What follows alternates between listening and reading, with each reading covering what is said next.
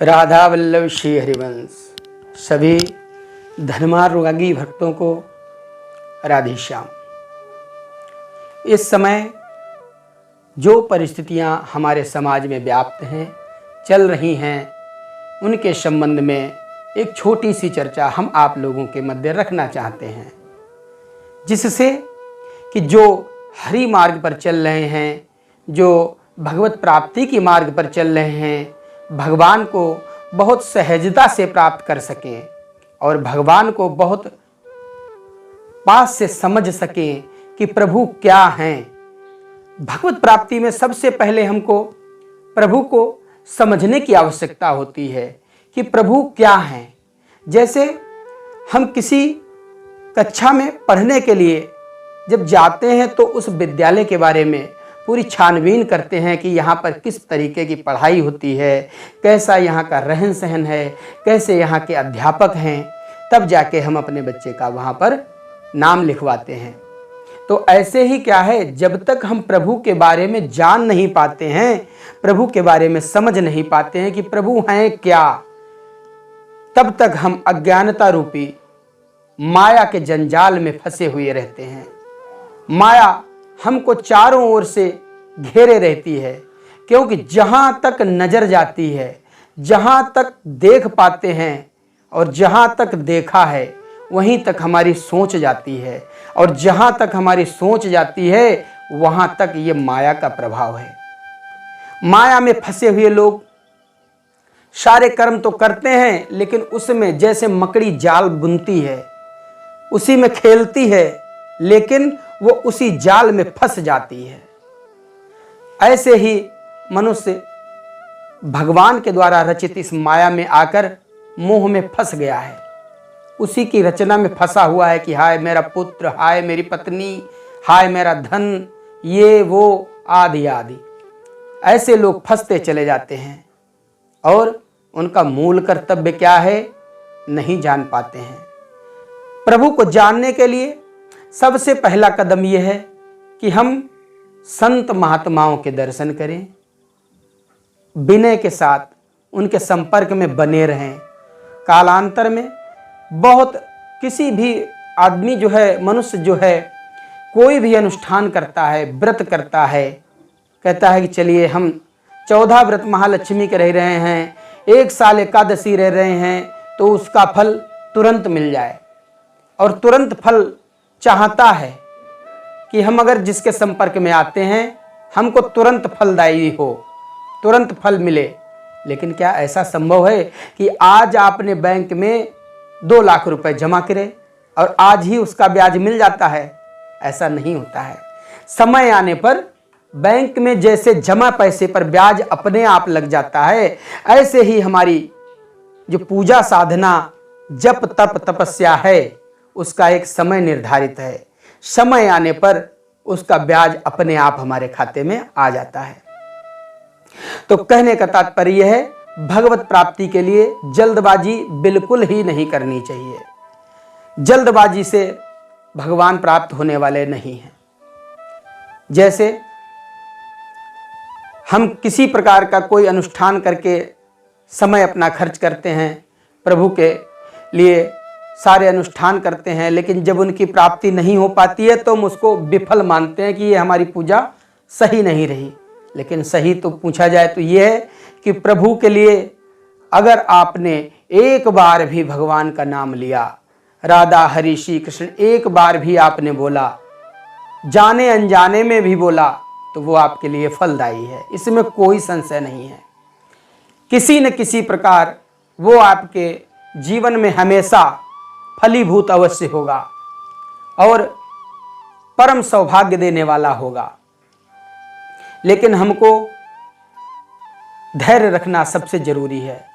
जैसे प्रभु अपने भक्तों के ऊपर असीम कृपा करते हैं, ठीक उसी प्रकार आप देखिए, जैसे एक छोटे से उदाहरण के माध्यम से समझते हैं कि एक पिता की अगर 4 संतानें हैं, एक अगर नालायक निकल रहा है, दूसरा सदमार्ग पे चल रहा है, तीसरा पढ़ाई लिखाई कर रहा है, चौथा सिर्फ और सिर्फ घूम रहा है, माँ बाप की सेवा कर रहा है, चारों का अलग अलग कार्य क्षेत्र हो गया, लेकिन क्या है, क्या भगवान, क्या पिता भगवान जो भी उनके हैं वो उनको अलग अलग पृथक प्यार करते हैं? नहीं, समान रूप से एक बेटा जो निठल्ला है, कुछ नहीं करता है, वो भी पिता की संपत्ति पर उतना ही अधिकार रखता है जितना कि पूजा पाठ करने वाला, जप तप करने वाला। इसलिए भगवान के द्वारा एक निकृष्ट व्यक्ति भी उतना ही उनको प्रिय है जितना कि पूजा पाठ करने वाला।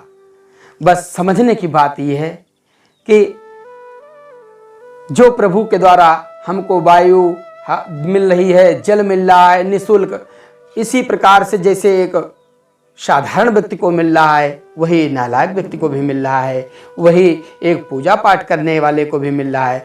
लेकिन क्या है कि जो सदमार्ग पे चल रहा है उसके प्रभु अनुभव में आने लगते हैं। अगर उसको किसी चीज की प्राप्ति होती है तो वो अपना कहीं पर दिमाग नहीं लगाता है, वो कहता है कि ये हमारे प्रभु के द्वारा प्रदान की हुई वस्तु है या प्रभु हमको दे रहे हैं, उनकी असीम कृपा हमारे ऊपर है। और कोई त्याग तपस्या की बात कहे कि भगवान हमारे ऊपर इस तरीके से रीझ रहे हैं, कोई कहता है कि नहीं हम एकदम से अन्न पाना छोड़ दिए हैं, हम सिर्फ फल खाते हैं, सिर्फ फल खा के प्रभु को प्राप्त करने के लिए ये अनुष्ठान रखते हैं। क्या प्रभु ऐसे प्राप्त होंगे? हमारी समझ से बिल्कुल प्राप्त नहीं होंगे, क्योंकि आपने फल खाना शुरू किया, अन्न छोड़ दिया। बहुत से ऐसे पशु पक्षी हैं जो सिर्फ फल ही खाते हैं, पूरा जीवन फल खाते हैं। आपने तो कभी छोड़ा है, लेकिन वो पूरे जीवन फल ही पाते हैं, इसके सिवा कुछ नहीं पाते हैं। तो क्या उनको भगवत प्राप्ति संभव है? नहीं, लेकिन प्रभु के द्वारा उनका भरण पोषण हमेशा होता रहता है। जो जिसकी जो प्रवृत्ति है, जो खाने की उसकी प्रवृत्ति है, जैसे पोषित होने की प्रवृत्ति है, प्रभु उसको उसी रूप में हर चीज की व्यवस्था समय समय पर करते रहते हैं। बिना किसी अतिरिक्त कार्य करते हुए उसको प्रभु हर चीज की व्यवस्था संपूर्णता से करते रहते हैं। और भगवत प्राप्ति के लिए सबसे चीज जो है बड़ी धैर्य और अटल विश्वास, अपने प्रभु में पूरा विश्वास होना चाहिए। किसी प्रकार की कोई डगमगाहट नहीं होनी चाहिए। प्रभु के लिए सबसे प्रति निष्ठावान आप एक निष्ठ हों कि हमको अगर चाहिए तो प्रभु ही चाहिए और कुछ नहीं चाहिए, प्रभु के सिवा कुछ नहीं तो कुछ नहीं। धीरे धीरे धीरे धीरे अपने आप को सद्मार्ग की ओर बढ़ाएं, अधिक से अधिक भगवान नाम सुमिरन करें। आप सोचें कि आप कहते हैं कि नहीं अभी हमारी उम्र क्या है, अभी तुम 40 साल के हैं, 42 साल के हैं, 50 साल में लड़की की शादी कर देंगे, फिर लड़के की शादी करेंगे और उसके बाद में जो है सब अपने अपने सेटल हो जाएंगे, फिर हम आराम से अपना भजन करेंगे। तो ये बात हम सिर्फ उन लोगों से पूछते हैं। आप बताइए कि आप 50 साल के बाद में जब आप सब अपने बच्चों की शादी कर देंगे, सबको सेटल कर देंगे, उसके बाद में अगर प्रभु की आप भजन करने के लिए बैठेंगे, क्या मन लगेगा? या आपको स्मृति बुढ़ापे में बनी रहेगी? नहीं बनी रहेगी। क्यों नहीं बनी रहेगी? क्योंकि अभी हम आपसे पूछते हैं, जस्ट आज के 3 साल पहले 22 तारीख या फला तारीख को दिन मंगलवार को आप किस स्थिति में थे? आप बता पाएंगे? नहीं बता पाएंगे, क्योंकि याद नहीं रहा। ठीक इसी प्रकार अगर प्रभु का नाम स्मरण करते करते करते करते करते करते हमारी ऐसी आदत पड़ जानी चाहिए कि अगर हम सो रहे हैं, अगर हम जग रहे हैं, बिना प्रयास के प्रभु का नाम चिंतन चल रहा है। भगवत प्राप्ति तभी संभव है जब हमारी निरंतरता प्रभु की ओर बनी रहे। बिना निरंतरता के, बिना भगवत स्मरण के प्रभु का मिलना संभव नहीं है। भगवान को सबसे पहले भगवान के प्रेमी जनों का संग प्रिय है। जो भगवान के प्रेमी जन हैं उनके साथ उनका संग करो और उनसे मिलो, उनसे उनसे मिलना, संग करना इसलिए कहा जाता है कि जिसने जिस फल को खाया है उसको मालूम है कि इस फल की मिठास कितनी है, इसको खाने से इसका क्या फायदा है। तो संत महात्माओं का संग इसीलिए लोगों ने, हमारे धर्मानुयायियों ने, हमारे संतों ने इसीलिए बताया है, क्योंकि जिसने जो फल खाया है उसके बारे में उसे सबसे अच्छा ज्ञान है। तो जो संत महात्माओं का आप संग करेंगे, उन्होंने भगवान को निज अनुभव में लिया है। एक श्वास भी उनकी अंदर जाती है तो प्रभु का स्मरण चल रहा है, प्रभु उनके हृदय रूपी मंदिर में विराजमान है। एक क्षण के लिए भी विस्मृति नहीं होती है। प्रभु हमेशा उठते बैठे चलते फिरते हर समय उनके साथ में है, कहीं जाने की आवश्यकता नहीं है।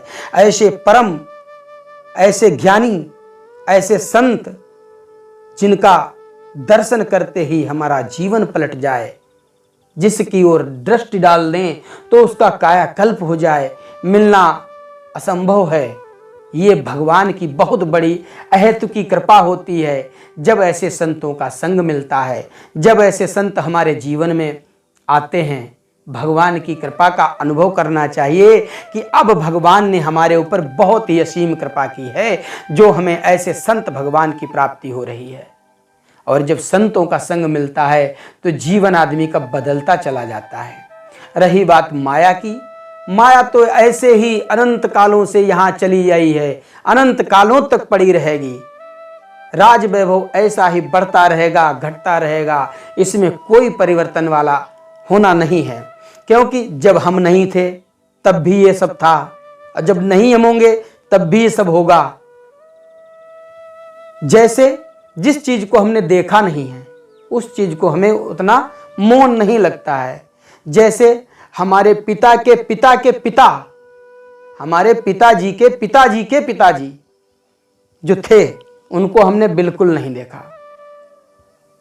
और शायद आप लोगों ने भी नहीं देखा होगा, उनके पिताजी के पिताजी के पिताजी को आपने नहीं देखा होगा। और जब नहीं देखा तो उनका बिल्कुल आपको कष्ट नहीं होता है, क्योंकि हाय वो इतने अच्छे थे, वो चले गए, ये सब छूट गया, बिल्कुल नहीं होता होगा। क्योंकि जहाँ तक हमारी दृष्टि नहीं है वहाँ तक माया का प्रभाव नहीं है। जहाँ हमारा स्वप्न तक में दृष्टि जाती है वहाँ तक माया का प्रभाव है। कहने का तात्पर्य यह है कि जब जिस चीज के बारे में हम जितना चिंतन करते रहते हैं, हमारी बुद्धि उसी हिसाब से परिवर्तित होती चली जाती है।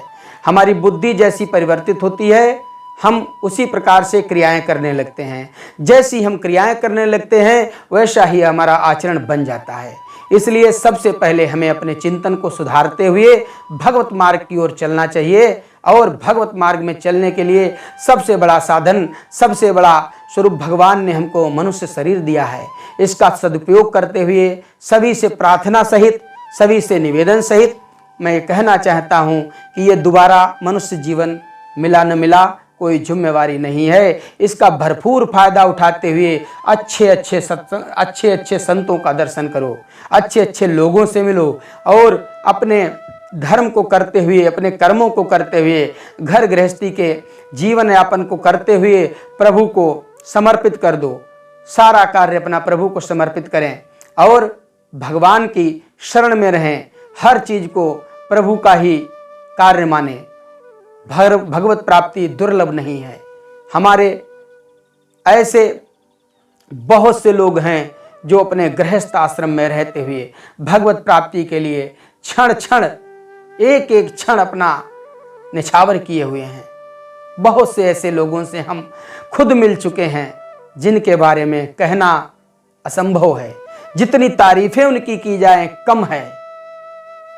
तो जो भगवत मार्ग में चलना चाहते हैं सबसे पहले धैर्य रखें, क्योंकि ये कोई तुरंत का काम नहीं है कि आज हमने सत्यनारायण की कथा सुनी तो आज ही भगवान हमारा घर धन वैभव से भर दें। इसलिए धैर्यपूर्वक भगवत प्राप्ति के मार्ग में चलें और भगवान से प्रति क्षण यही कहें कि हे प्रभु, ये मनुष्य जीवन दिया है तो अपने दर्शन भी दें। सारे कार्य प्रभु को समर्पित करें और प्रभु के कार्य समर्पित करते हुए उन्हीं के चरणों में, शरण में हमेशा बने रहें। एक बार जो प्रभु की शरण में चला जाता है, कोटि जन्मों के पाप उसके उसी क्षण भस्म हो जाते हैं जिस क्षण वो प्रभु की शरण में जाता है। इस कलयुग में भी जो प्रभु के शरणागत हैं, जिन्होंने प्रभु की शरण ली हुई है, उनको कोई कुछ नहीं कर सकता, उनका कोई कुछ बुरा नहीं कर सकता, क्योंकि वो प्रभु के शरणागत हैं। दिखावे में तो ये होता है कि अरे ये तो महात्मा हैं, इनका ये हाल हो गया, इनके ये हो गया, उनको ये बीमारी लग गई, लेकिन अगर अंदर से पूछा जाए जितना आनंद उनको है, किसी करोड़पति अरबपति को भी वो आनंद की प्राप्ति नहीं होने वाली, क्योंकि उनके हृदय में, उनके हृदय रूपी मंदिर में हर समय भगवान विराजमान हैं। हर समय नाम चलता रहता है, प्रभु हर समय विराजमान है, श्वास श्वास में प्रभु बैठे हुए हैं। तो ये किसी धन वैभव से प्राप्त होने वाला नहीं है। धैर्यपूर्वक भगवान को भजें, उनका भजन करें, इसी में सभी का कल्याण है।